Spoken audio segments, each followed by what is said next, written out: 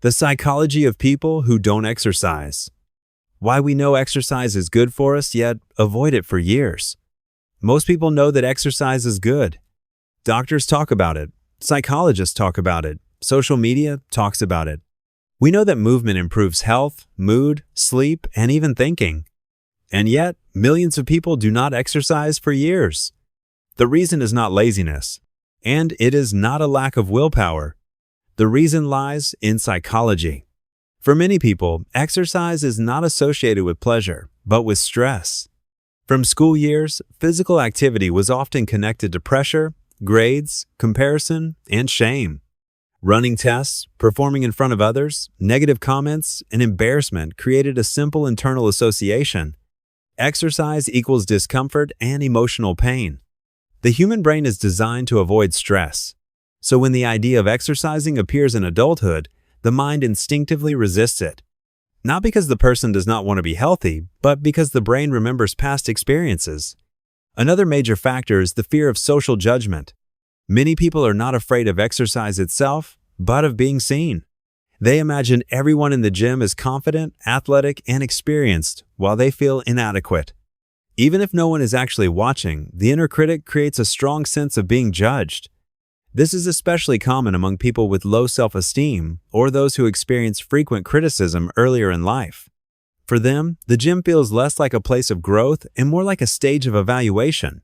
There is also a common all-or-nothing mindset. People believe that if they exercise, it must be serious and perfect. 5 workouts a week, strict routines, flawless discipline. When this standard feels impossible, exercise is postponed entirely. The mind often fails to value small steps. Yet small steps are exactly what create sustainable habits. For some people, exercise threatens their identity. Beliefs such as, "I am not a sporty person," or "this is not who I am," become deeply rooted. Starting to exercise means challenging this self-image. And the brain naturally resists identity changes.